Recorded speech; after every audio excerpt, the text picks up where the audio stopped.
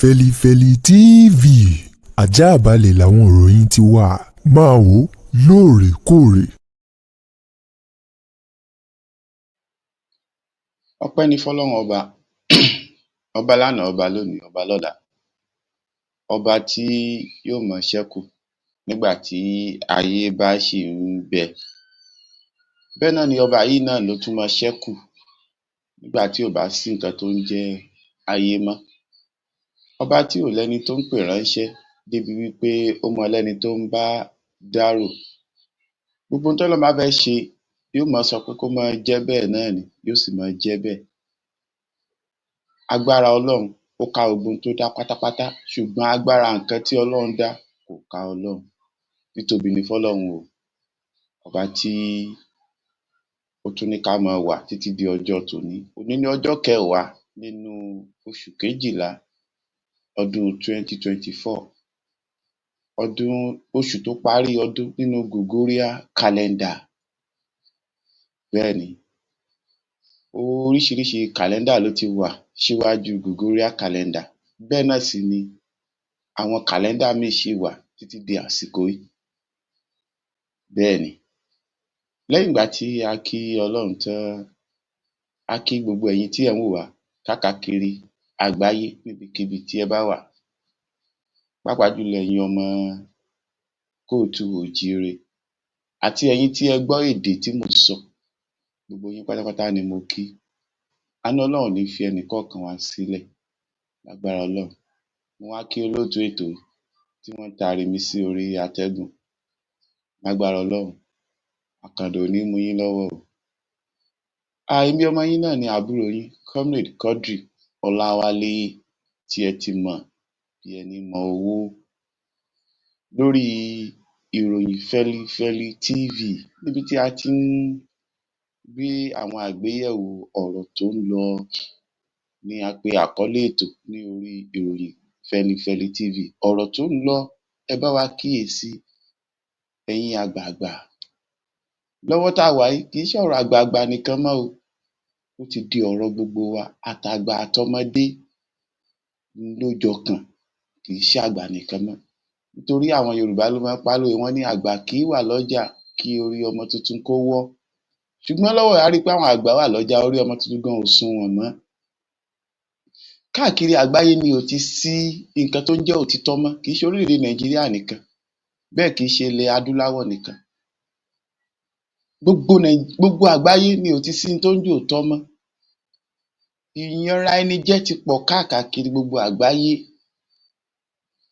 Tí a bá lọ wo Middle East dáadáa, tí a wo nǹkan tó ṣẹlẹ̀ ní Syria, tí a wo ohun tó ṣẹlẹ̀ ní Lebanon, tí a wo ohun tó ṣẹlẹ̀ ní Palestine, tí a sì wo ohun tó ṣẹlẹ̀ ní Iraq, Iran, Saudi Arabia, Yemen, China, North Korea, South Korea, ẹ rí i pé gbogbo ibi tí mò ń dárúkọ yìí, they are Asian continent, Asia ni wọ́n. Tá a wo gbogbo tó ṣẹlẹ̀ ńbẹ̀ yẹn, tá a wá bọ́ sí Europe náà, tá a wo ohun tó ṣẹlẹ̀ ní Europe láàrin, tá a wá wo àwọn kan tí wọ́n pera wọn ní gàgàlúbí àgbáyé,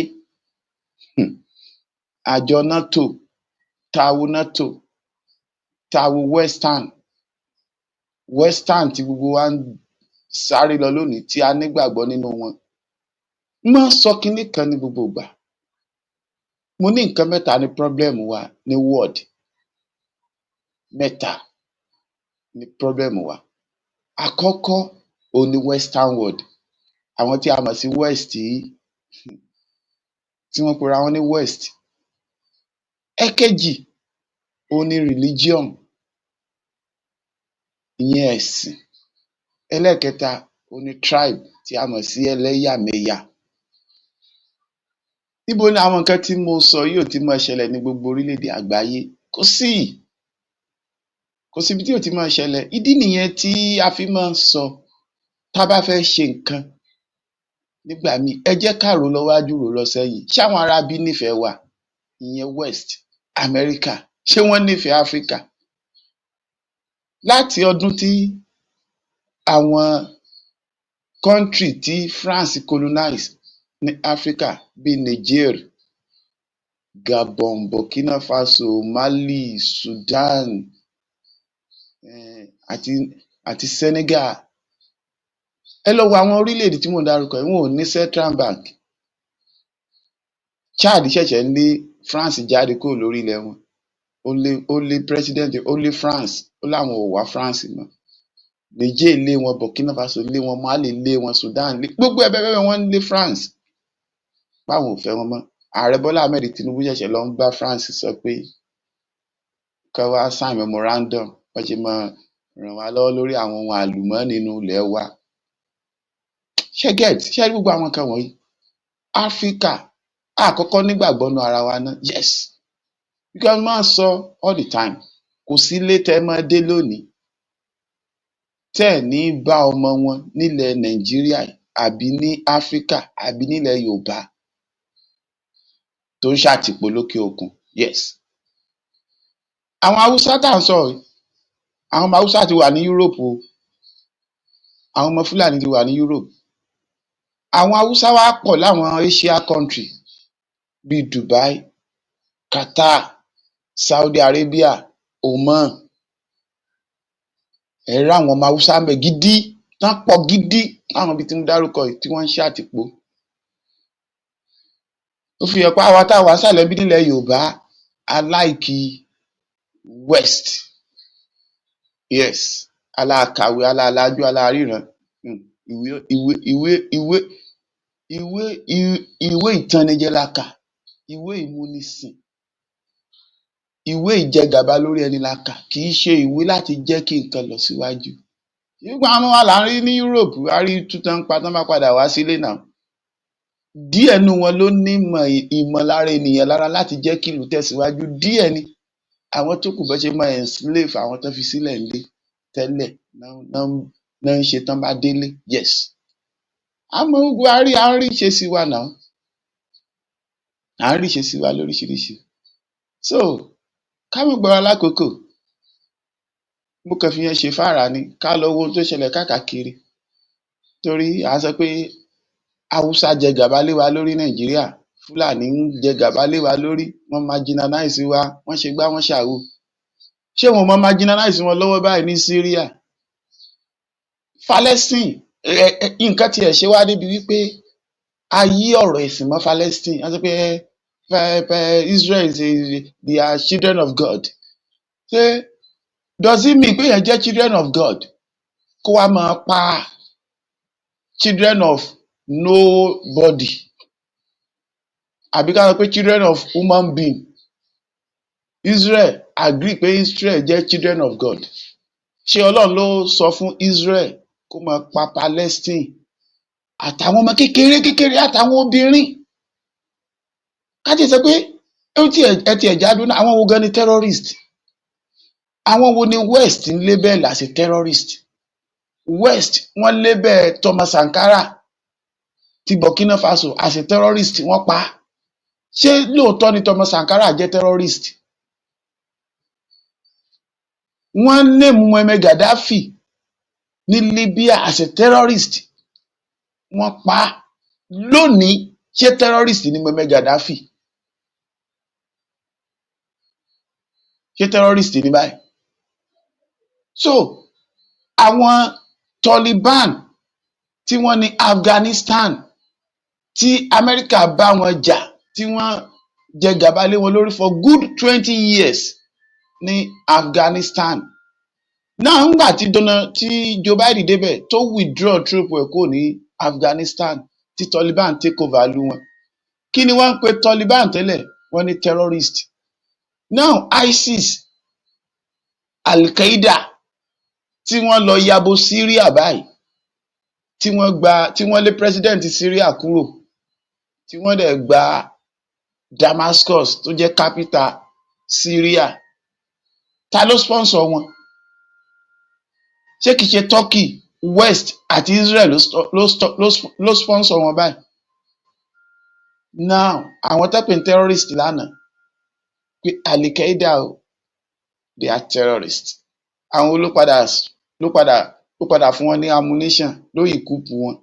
láti lọ dájú ìjọba Syria bolẹ̀, ṣé kìí ṣe àwọn ni? Ṣé kìí ṣe àwọn tó ń pè terrorist? Ṣé kìí ṣe àwọn tó jẹ́ West, Israel àti Turkey àti Saudi Arabia? Saudi Arabia wà lára wọn, Dubai wà lára wọn tó sponsor wọn. Saudi Arabia, Dubai, Turkey, Israel àti West àmọ́ sí America, oníkálukú sponsor àwọn tiẹ̀ láti lọ dojú ìjọba Syria bolẹ̀ nítorí aim and objective táwọn ní lórí Syria.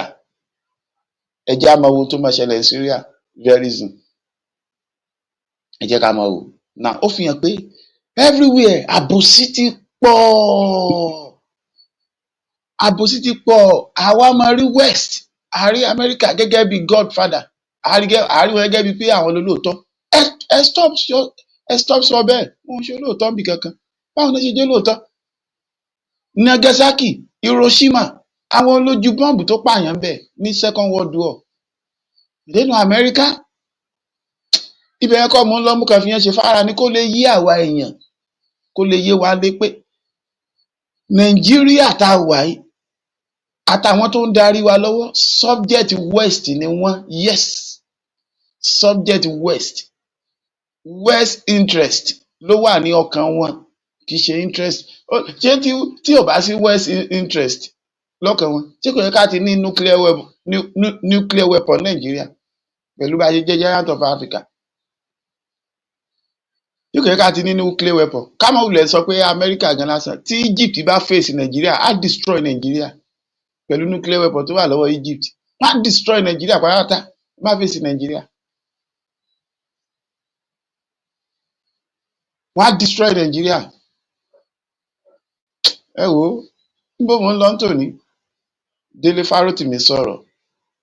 Ìṣẹ̀lẹ̀ tó ń ṣẹlẹ̀ nípa tax bill náà ni mo mú wá, àti Délé Fárótìmí àti ń tán fojú Délé Fárótìmí rí. Nígbà tí èèyàn bá ń sòótọ́, tẹ grant ẹ̀ ní bail 50 million naira àtonídùúró. Nàìjíríà, well, tí a sì rí àwọn bíi Yàyà Bello àtàwọn tọ́jọ́ farapẹ́ Emefiele, gbogbo wọn bẹ́ẹ̀ lóríṣiríṣi tí wọ́n ja ìlú lólè. Owó tó lè mú èèyàn 1 million survive tẹ́nìkan sì kó jẹ. Ẹ rí ẹ̀mí tó ti pa báyẹn. Tí ò bá gbọ́bẹ sí èèyàn lọ́rùn, ó ti pa ayé àwọn èèyàn 1 million, ó ti ṣe ayé wọn lókù. Ó ṣe ayé àwọn ọmọ Kogi State, ó ṣe gbogbo ayé wọn, àwọn mẹ̀kúnnù Kogi State, ó ṣe gbogbo ayé wọn lókù. Gbogbo tó yẹ káwọn mẹ̀kúnnù Kogi State kan fi jéèyàn, òun gbẹ́sẹ̀ lé, ó ṣe bó ṣe wù ú. Wọ́n ní olóòótọ́ ìlú, wọ́n lé òǹkà ìlú, ṣé lóòótọ́ ni? Rárá, kì í ṣe òǹkà ìlú. Ẹ̀yin Yorùbá ẹ lọ tún òwe yẹn pa.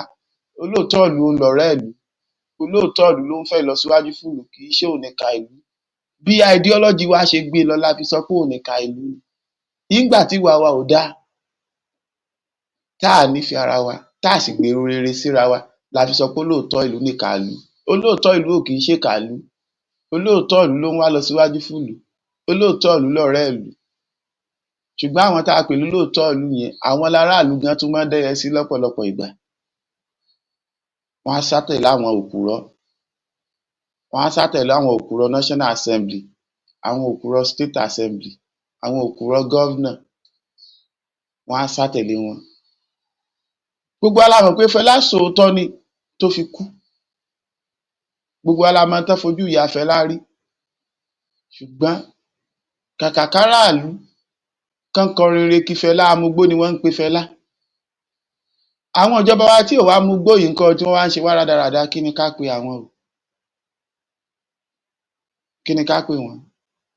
Náà ẹ jẹ́ á wo ọ̀rọ̀ Délé Fárótìmí tó sọ nípa tax tó ń ṣẹlẹ̀ lórílẹ̀-èdè Nàìjíríà kó tó di pé wọ́n mú un lọ́sẹ̀ bíi méjì sẹ́yìn. Ẹ jẹ́ á wo ohun tó kọ́kọ́ sọ náà. From citizens everywhere in the world, and every citizen should be proud to pay taxes. But Nigerians don't pay taxes. We are not taxed. We're levied because we are not citizens. Citizens have a say in their governance, and citizens are served by their governors. Do you understand? So the Nigerian is not a citizen and he is not taxed. Tinubu is the peak of the system Nigeria has created. It's a feudal system that treats the people that should be citizens as serfs. And then there is a privileged class that is above the law. Where you have citizens, there is a respect that is fundamental to the existence of the state because there is the rule of law. Both the governed, the state, and the rulers are governed by law. That is where you have citizens. In a place where the law does not rule, and the law is what those who are meant to uphold the law but do not have laws to uphold says it is, and the courts will do what they are told to do because of pecuniary interest or any other interest for that matter, and you can only be sure that you are unlikely to get justice out of the court. You do not call such a place a country with citizens. Nigeria is a feudal system. We have multiple layers and levels of citizenship. So that is no longer citizenship. That is membership. We have membership of the Nigerian state. So when you now demand taxes from people to whom you owe no service, people that you lord it over, whose interest ranks nothing in your consideration, those are not taxes. They are levies. They are levies. They are not taxes. Nobody within 100 square meter of in this entire we're having this interview in my office here, right? This is Lekki Peninsula, phase 1. There isn't a single government school inside Lekki phase 1. Not one belonging to Lagos State government. Lagos State government built this complex. It didn't start with Bola Ahmed Tinubu now. Some other persons planned these estates, but they planned it, and there isn't a single government school, not primary, not secondary, inside this Lekki phase 1. And it's not just limited to Lekki phase 1, but let's just say Lekki phase 1 as a prototype, because this is a government built estate, essentially government planned, government allocated. Not one government school inside this place, not one government hospital in the entire place. So exactly what are the taxes being paid for? You come into these taxes, once you get off the expressway, almost every other road you are seeing are privately paved. What are the taxes being taken for? So what I hear you imply is, Nigerians as we stand today, we shouldn't be paying taxes. The fact of the matter is that citizens pay taxes. I'm not saying don't pay taxes. If you believe yourself to be, I pay, but it is in recognition of the fact that I cannot fight a system. If I could fight that system, or if there might be enough of me who understands the connection between taxation and citizenship, then you will get to a point where people would actually look the system in the eye and tell them, I am paying because these are not taxes, these are levies. That is the truth. These are people who are necessarily going to have to start putting the chokehold on Nigerians in terms of taxation. They're asking us to tighten our belt. Has anything they've done since this bunch came into office, has it anything they've done suggested to you that they are interested in tightening anything? They are interested in living in opulence, ever widening opulence. That is what they are interested in, and they are interested in getting more and more of us to pay more and more in order for them to improve their own lifestyle even more than it is already, and receive more prayers in their inboxes. So if the average Nigerian does not understand the connection between taxation and citizenship, they will soon come to understand it, because the way they are going, they are already overtaxing the market women anyway, but they will introduce more. They have no choice. The only way they can maintain their current lifestyle is to tax us to oblivion. Bàbá Fárótìmí, ẹ mọ̀ ṣeun o pẹ̀lú àwọn ọ̀rọ̀ tí ẹ sọ jáde lẹ́nu. Àwọn ọ̀rọ̀ olówó iyebíye, àwọn ọ̀rọ̀ làákàyè. Ṣé ti rí, mo máa ń sọ̀rọ̀ kan tẹ́lẹ̀. Láwọn tó bá ti mọ̀ mí tẹ́lẹ̀ tó ti ń bá mi bọ̀ lórí àwọn ìkànnì kan sẹ́yìn. Mo máa ń sọ̀rọ̀ kan. Mo ní ìpele 3 ní Nàìjíríà pín sí. Ìpele àkọ́kọ́, àwọn tí wọ́n ní Nàìjíríà. Ìpele kejì, àwọn ọmọ Nàìjíríà. Ìpele kẹta, àwọn ará Nàìjíríà. Ṣé ẹ mọ̀ pé kíní kan wà tán pè ní tax holiday? Tax holiday yẹn kò sí fún mẹ̀kúnnù o. Olówó ló wà fún, àwọn tó ní company ńláńlá ló wà fún. Kó lè bá yé wa dáadáa. Ní Lagos State, onímọ̀rúwá kan ó ń san 2,500 fún ticket per day. Ó ní bá ṣe pínra wọn ní Lagos State. Ṣé ẹ mọ̀ pé gbogbo local government tó wà ní Lagos State, inú Lagos State ló wà. ó wá ní ibi tí oníkálukú lè ná onímọ̀rúwá ń san 2,500 tó bá ti kọjá báńdì ibi tó lè ná yẹn lọ síbòmí á tún sanwó mi. Now ẹ wá jẹ́ ká multiply 2,500 times 30 2,500 naira lóṣù ó mọ fún wa ní káyọ̀ kó mọ fún wa ní 80,000 káyọ̀ kó fún wa ní 80,000 bẹ́ẹ̀ ni àbí 85,000 lóṣù kan ká wá multiply ẹ̀ ní èyí ẹ̀ ká yà sọ pé ó mọ fún wa 1 million naira ká bèsè sórí 1 million àbí ká bèsè sórí 800,000 ní èyí ẹ̀ tó ní mọ́rúwá ń san lórí ticket tó ń jà ní Lagos State. Ṣé ẹ mọ̀ pé tí mọ́rúwá yẹn bá bàjẹ́ onímọ́rúwá ló máa tún nǹkan ẹ̀ ṣe? Ṣé ẹ mọ̀ pé tí olè bá gba mọ́rúwá yẹn lọ́wọ́ onímọ́rúwá kò sí pé ìjọba fẹ́ fún ní nǹkan míì padà. Kò sí ọ̀dọ̀ ìjọba tó ti máa lọ complain pé mọ́rúwá mi ò lè ti gbà o mo dẹ̀ san tax lójoojúmọ́ mo fẹ́ kí ẹ assist mi kẹ́ ẹ gbé mọ́rúwá mi fún mi. Ṣé ẹ mọ̀ pé kò síbi tó ti lè lọ complain rú ẹ̀ Lagos State? Kò sí. Onímọ́rúwá yẹn tọ́mọ ẹ̀ bá ń lọ school á sanwó school á sanwó lọ́kà á sanwó ìwé á sanwó school uniform á róúnjẹ fọ́mọ. Onímọ́rúwá yẹn tó bá ń gun mọ́rúwá lọ tó bá ní accident ṣé ẹ mọ̀ pé kò sí ìtọ́jú ọ̀fẹ́ fún onímọ́rúwá yẹn tó bá ní accident on his own ni ìjọba ò ní wò ó pé ṣẹ́ni ń san tax kí la fẹ́ fi assist ẹ̀ kó ní accident. Ṣé ẹ mọ̀ pé ní moment tó bá ní accident yẹn kò lè ṣiṣẹ́ kankan mọ́ ìjọba ò ní wá lọ pé ẹni tó san tax fún wa lójoojúmọ́ yìí ibo lórúkọ ẹ̀ gan tiẹ̀ wà nínú database Lagos tó fi di pé wọ́n máa wá lọ.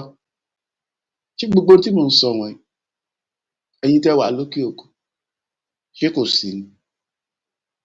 Ṣé ẹ mọ̀ pé tó ní mọ́rúwá yẹn bá bímọ pẹ̀lú pé ó ń san tax á tún sanwó ẹrù ọmọ ní hospital á ṣe gbogbo tó yẹ kó ṣe kò mọ̀ sí compensate fún ọmọ tó mọ̀ bí kò mọ̀ sí ó dẹ̀ ń san tax.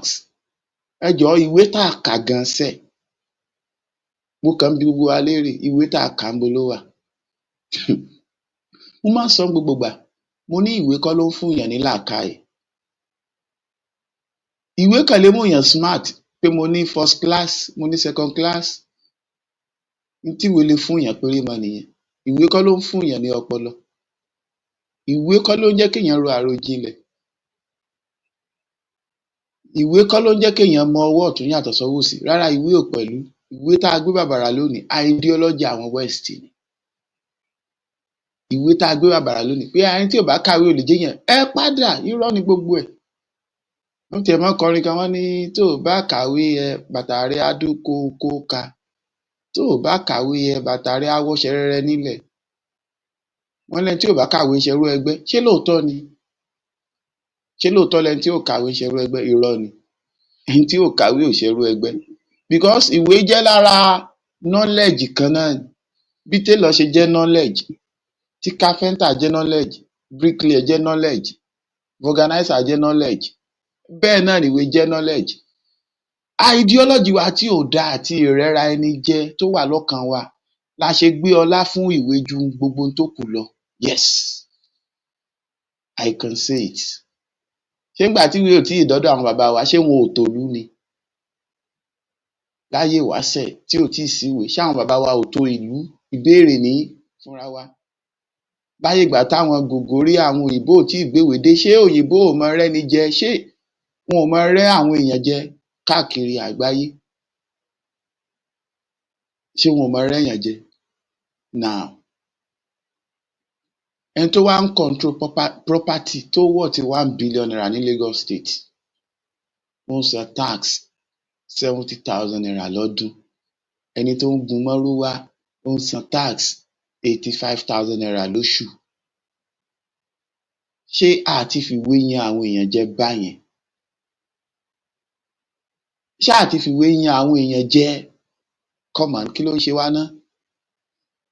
Délé Fárótìmí wọ́n á grant ẹ̀ bail 50 million naira. Ẹ wo bọ́yẹ ṣe fi Délé Fárótìmí, ẹ jẹ́ ká sáré wo fídíò yìí bọ́yẹ ṣe fi Délé Fárótìmí.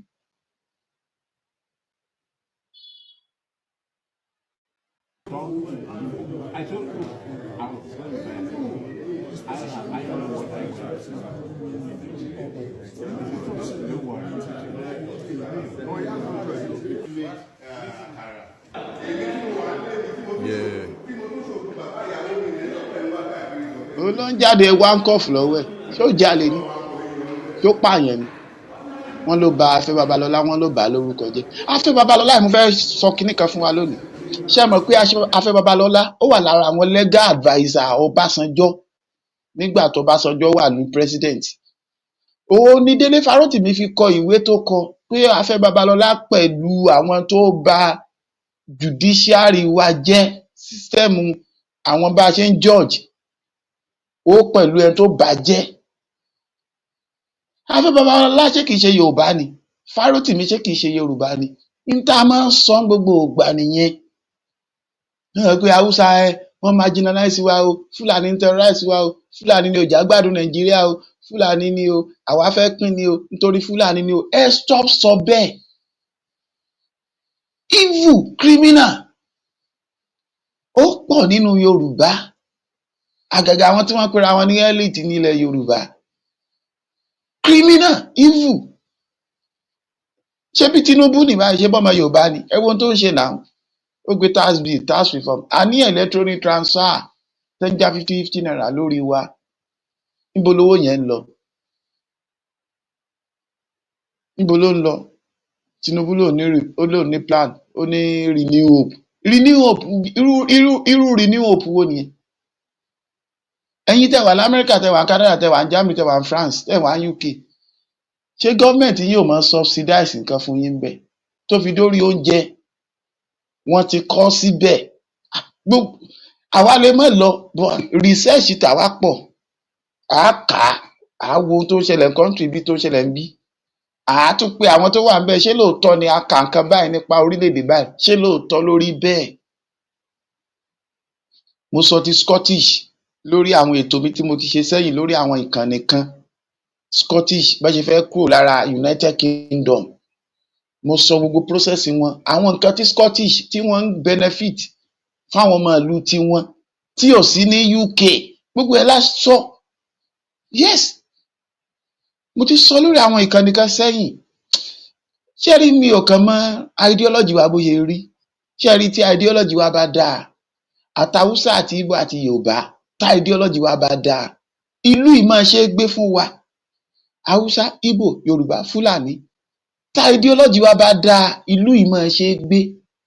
Tí ideology wa ò bá dáa, ẹ jẹ́ á gbàgbé bá a kàn pín.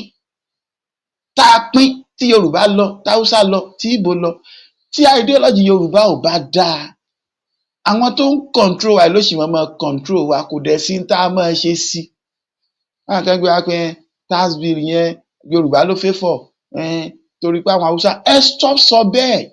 Ẹni tí ò bá láròjinlẹ̀ ló máa sọ nǹkan yẹn jáde lẹ́nu. Ẹni tí ò bá láròjinlẹ̀ ló máa sọ jáde lẹ́nu, tí ò wu ọjọ́ iwájú. Pé ṣé àwọn pípù wọ̀nyí tàn wá ni àbí wọ́n? Mo sọ sẹ́, mo ní tó wà nù tax bill yẹn, tó wà nù ẹ̀ gangan. Sẹ́nítọ̀ mélòó, rẹ́ẹ̀pù mélòó ló gbé wá sí constituency ẹ̀ láti wá explain fáwọn aráalé pé tó wà nù ẹ̀ ní o. Àbí tán bá explain tax electronic transaction tá à ń ṣe, tán bá explain ẹ̀ fún wa, ṣá máa gbà kán máa járó owó yẹn lórí wa 50 naira, ṣá máa gbà, ṣáráàlú máa gbà. Sẹ́nítọ̀ gbé wá, tí rẹ́ẹ̀pù gbé wá pé tó wà bẹ́ẹ̀ ni o, ṣe faramọ́ kán máa já lórí yín, ṣá máa gbà. Ẹ jẹ́ àwọn sòótọ́ ọ̀rọ̀. A ní rí jù báyìí lọ, ẹ tún já pàdé ni, ẹ já pàdé. Ọ̀rọ̀ pọ̀ tá a máa sọ. Fún àǹfààní ẹni tó bá fẹ́ pè mí lẹ́yìn ètò, nọ́mbà mi ni 07068401775. Mi ọmọ yín àbúrò yín náà ni Comrade Quadri Ọláwálé ló ti ń bá yín sọ̀rọ̀ látàárọ̀. A ní rí jù báyìí lọ. Ẹ ṣeun púpọ̀, ó dàbọ̀.